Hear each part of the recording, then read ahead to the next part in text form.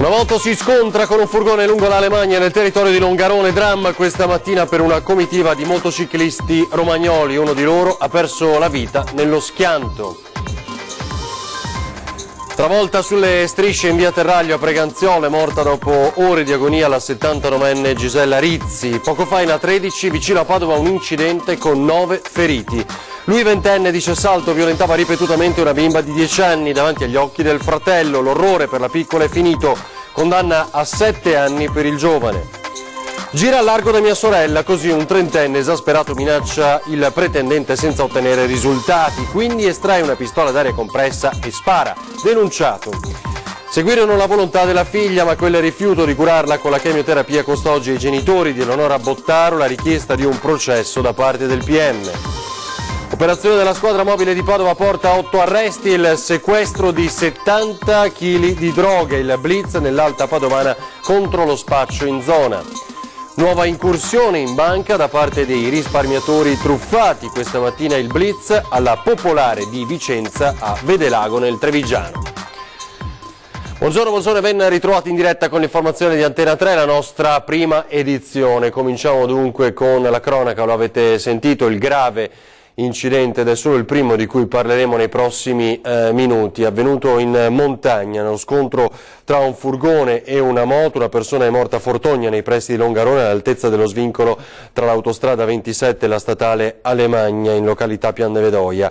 Lo ha reso noto questa mattina l'ANAS, sul posto le forze dell'ordine, i vigili del fuoco, i sanitari del SUAM 118 giunti con l'elicottero che però non ha potuto far altro che constatare la morte del Centauro. Lo schianto è stato fatale, il conducente della moto, le cui generalità non sono ancora state rese note. Si sa solamente che faceva parte di un gruppo partito dalla Romagna per raggiungere Cortina d'Ampezzo. Saranno ora le forze dell'ordine che hanno eseguito a lungo accurati rilievi sul posto a fare chiarezza su eventuali responsabilità.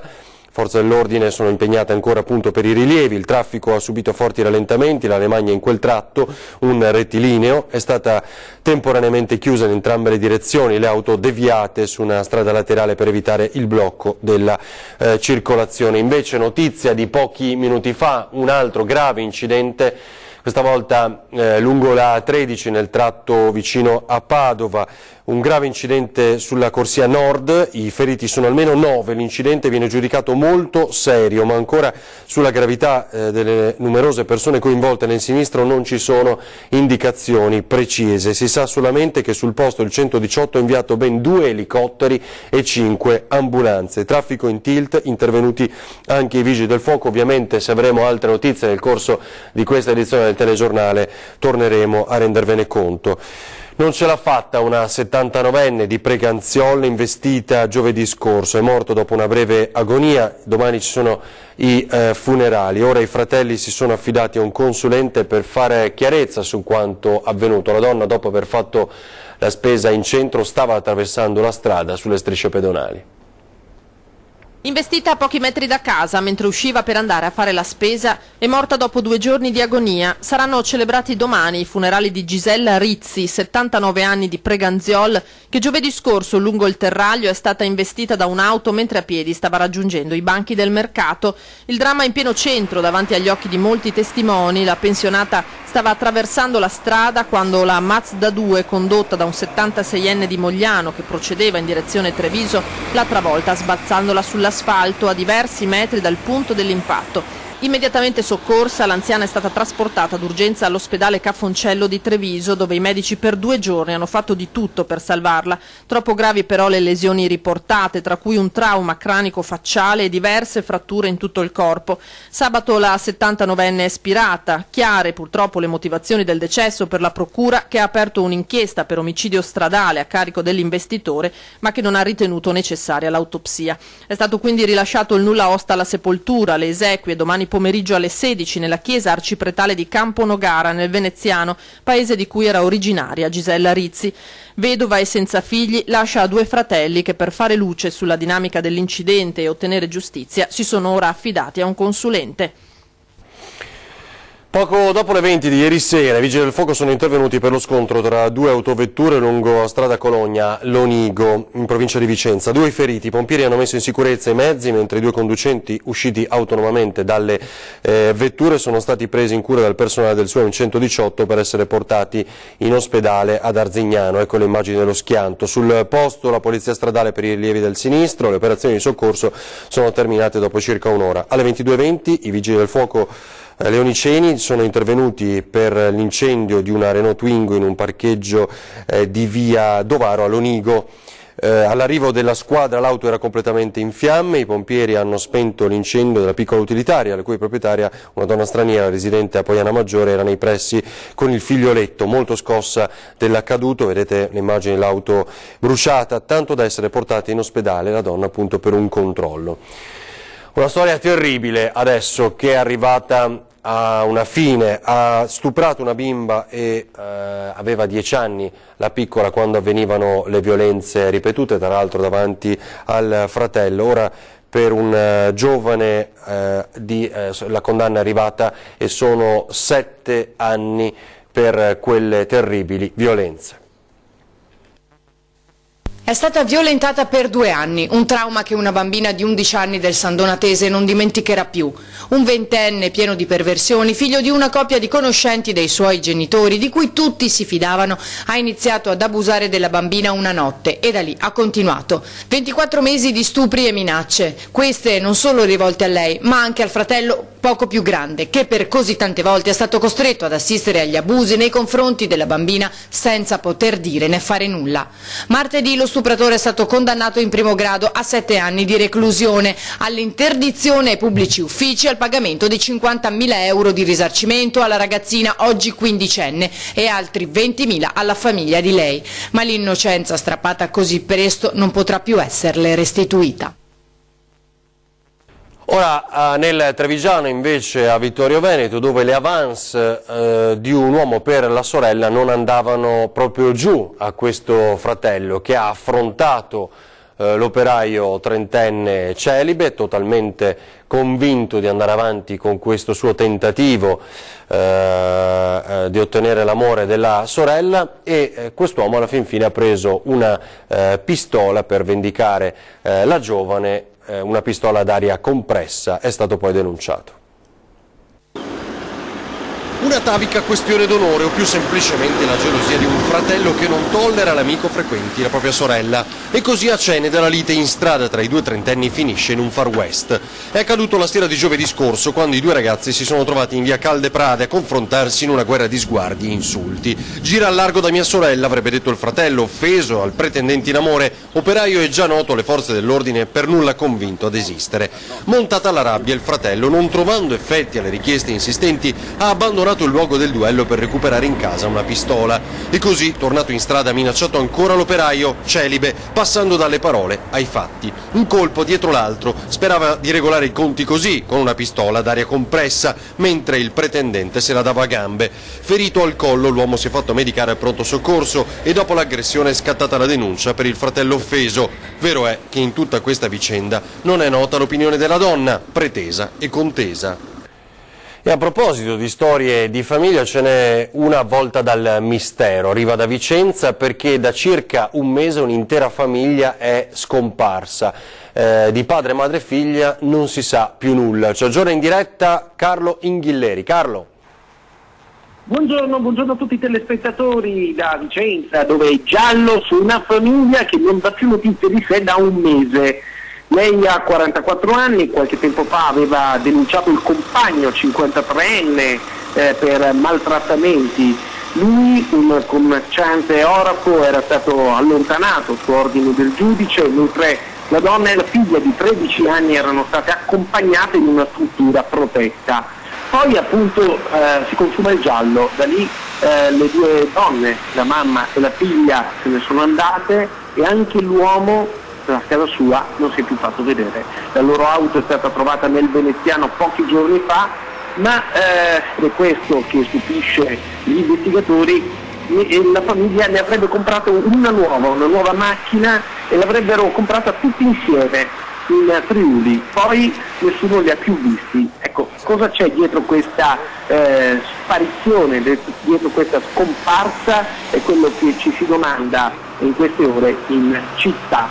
Direi che da Vicenza è tutto, restituisco la linea allo Grazie a Carlo Inghilleri. Intanto torniamo a Padova. Eleonora è morta di leucemia nell'agosto del 2016. Ora il magistrato chiede il processo per i genitori che avrebbero rifiutato, ricorderete, di sottoporre la 18enne a una chemioterapia.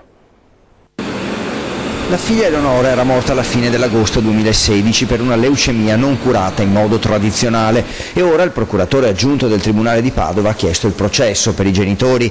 Avrebbero impedito alla ragazza 18enne di Bagnoli di Sopra, nella Bassa Padovana, di sottoporsi alla chemioterapia, seguendo metodi di cura alternativi. Una vicenda che divise l'opinione pubblica, con i genitori che hanno sempre sostenuto che la ragazza scelse spontaneamente di curarsi senza la chemio e che quindi non fecero altro che assecondare e rispettare la sua volontà.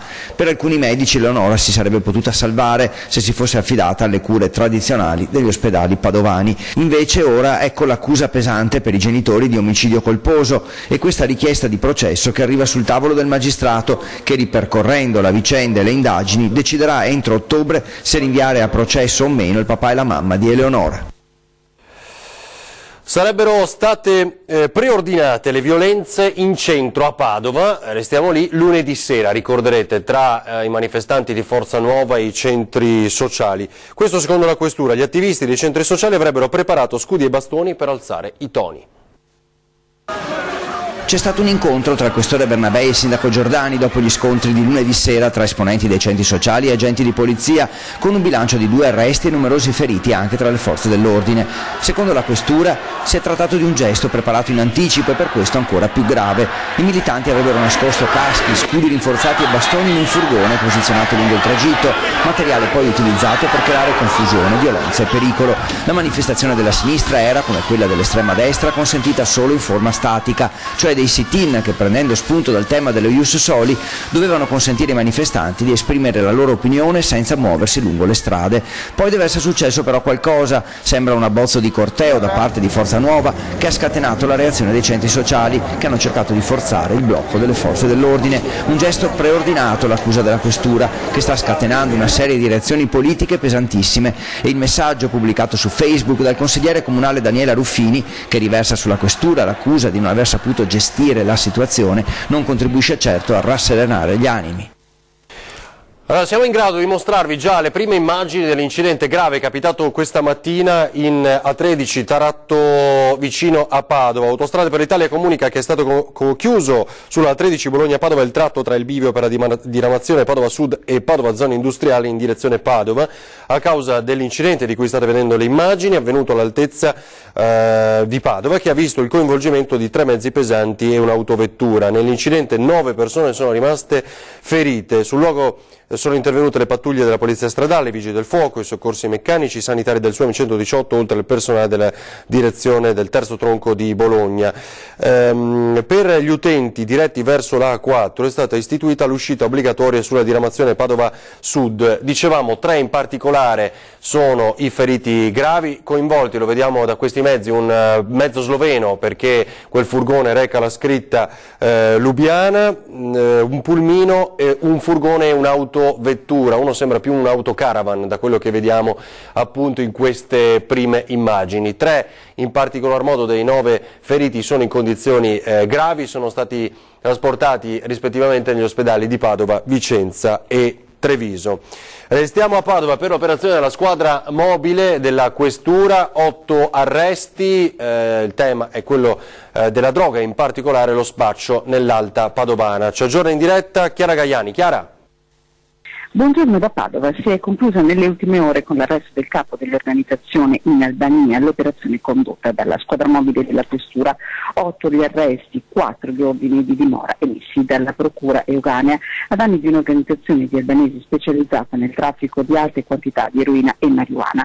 Un'indagine partita a settembre 2015 dal sequestro in un appartamento di Sant'Andrea di Campodarsego di 60 kg di marijuana e di 10 di eroina, dei telefoni cellulari e dei pizzini con i dettagli delle vendite di droga sequestrati all'arrestato. Gli agenti sono riusciti a ricostruire i dettagli di un'organizzazione piramidale con a capo un albanese più volte espulso dall'Italia e 2 luogotenenti che gestivano una rete di venditori. Durante l'indagine sequestrati anche 170.000 euro in contanti. Per ora da Padova è tutto, la linea può tornare allo studio. Allora, grazie a Chiara Gaiani per questo aggiornamento. Ora ci colleghiamo invece con Venezia, dove dovrebbe essere finita da pochi minuti la riunione di giunta con Zaia e i propri assessori. In diretta abbiamo Tiziana Bolognani. Che novità ci sono, Tiziana?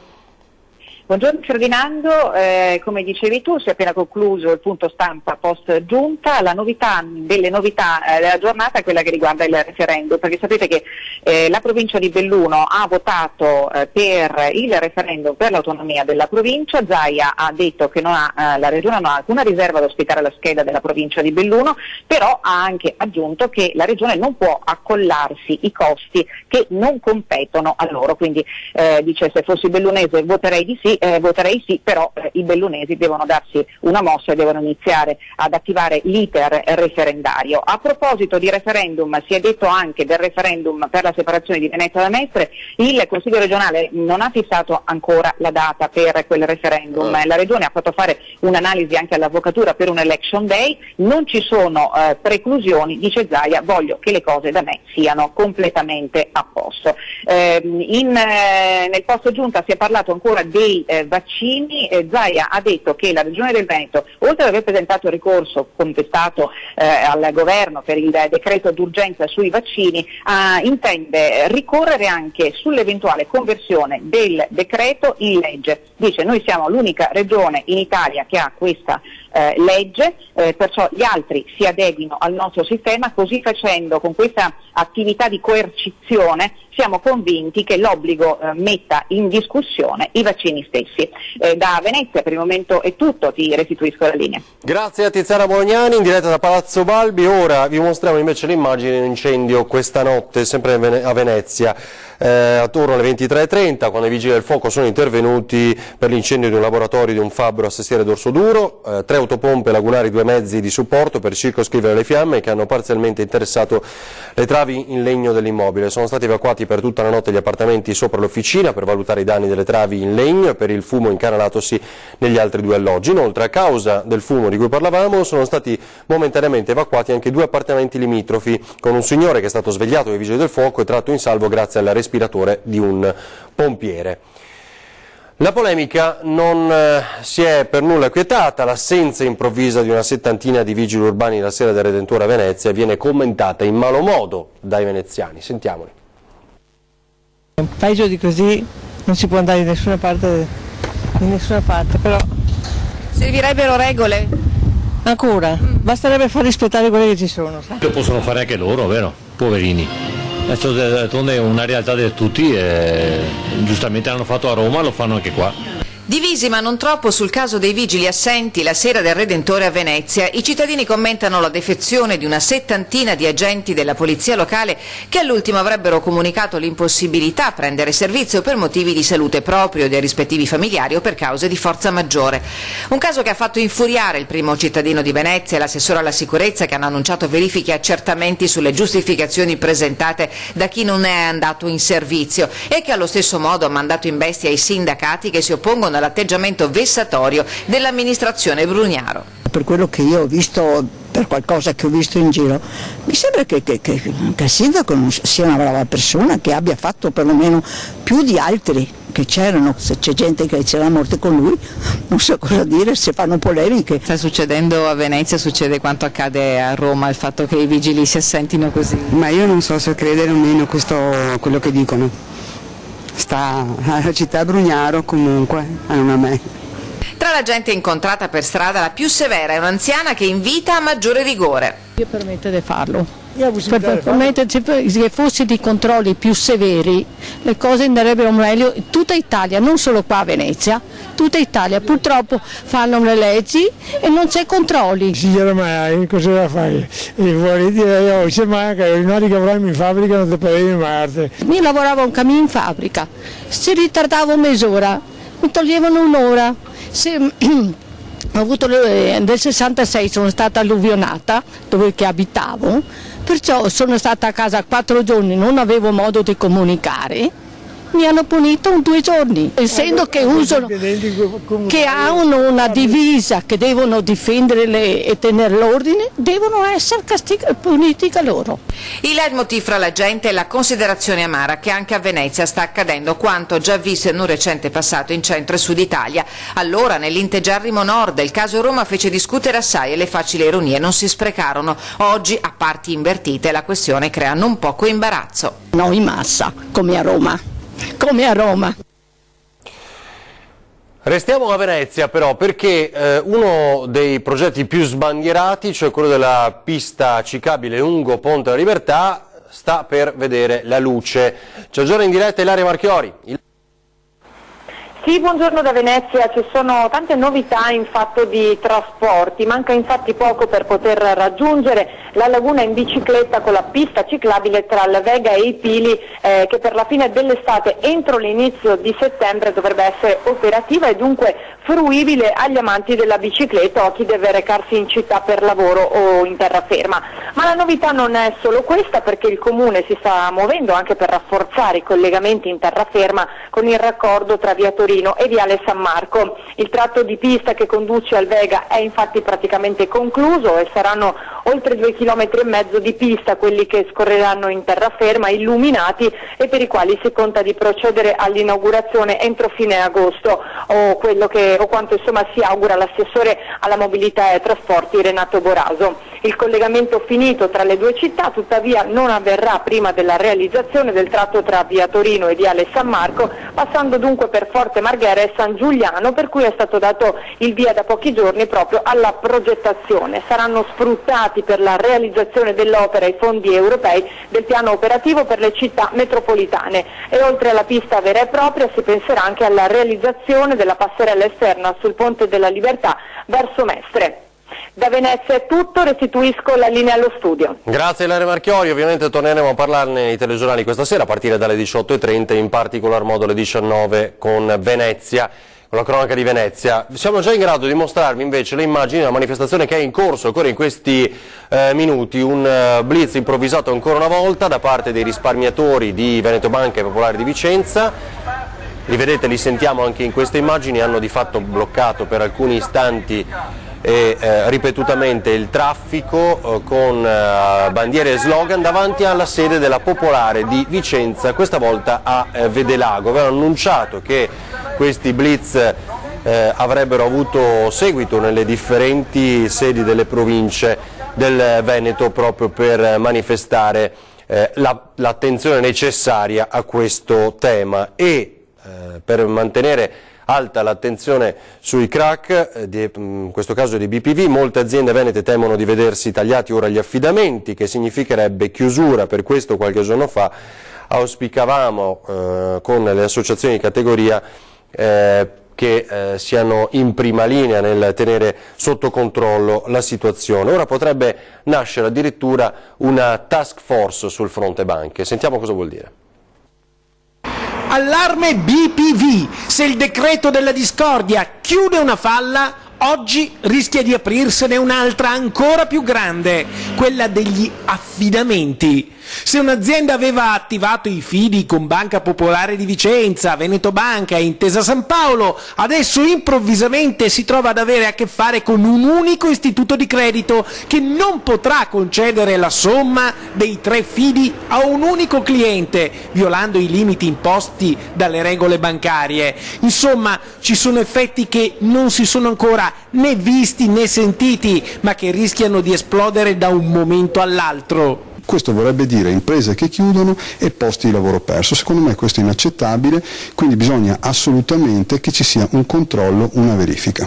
E questo è quanto auspicavamo qualche giorno fa, che i comuni e le associazioni di categoria si attivino subito, adesso, per tempo, perché prevenire è meglio che curare, sostenendo le imprese in questo momento così delicato. E la nostra istanza oggi viene raccolta dalle associazioni che difendono i risparmiatori. Noi ci dobbiamo organizzare per fare una protezione e questa si può fare solo con gli imprenditori. Abbiamo già interpellato Apindustria, Codacons, noi mercoledì mattina siamo alle 11 da Ivan Palasco, noi raggrupperemo chi vuole fare cose concrete. Sentito? L'associazione Zelino Terzo da Onara, che difende i risparmiatori, è pronta a costituire una task force di professionisti da mettere a disposizione delle aziende che vogliono essere protette a livello fiscale, produttivo e commerciale. Insomma,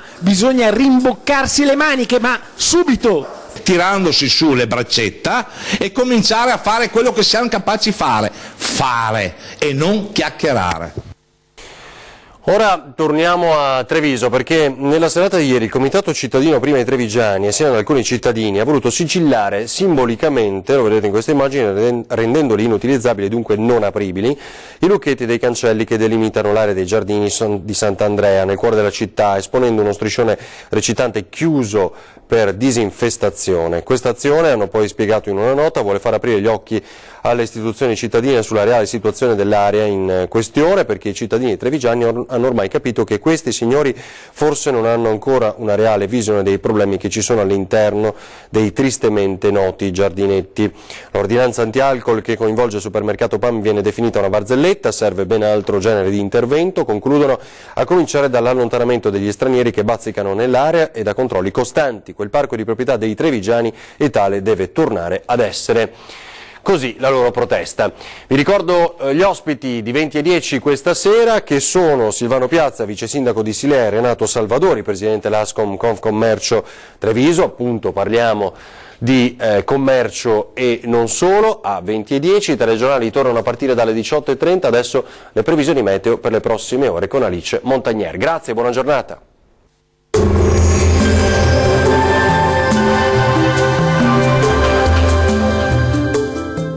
Da Vittorino, panificio, caffetteria, paninoteca e pub, aperto dalle 4:30.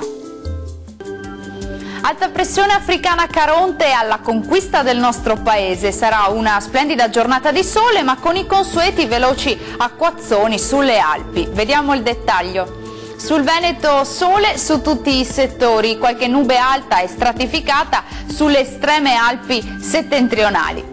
Temperature massime previste tra i 29 fino ai 35 gradi, valori minimi attesi tra 16 e 20 gradi circa. Che tempo farà invece sul Friuli Venezia Giulia? Anche qui avremo una ennesima giornata con anticiclone dominante, tanto sole e bel tempo ovunque, salvo qualche velatura innocua sui settori alpini occidentali. Temperature massime tra i 29 e i 32 gradi, valori minimi sui 18-20 gradi circa. Raggiungiamo infine il Trentino Alto Adige, anche qui bel tempo soleggiato quasi ovunque, qualche locale temporale sulle aree centro-orientali dell'Alto Adige. Temperature che risultano essere in aumento, quindi massime comprese tra i 32 e i 35 gradi, valori minimi sui 16-17 gradi circa. Il mare sarà poco mosso, localmente quasi calmo nel Golfo di Trieste, i venti moderati e sudorientali. Per ora dal meteo è tutto, grazie per la vostra attenzione e arrivederci.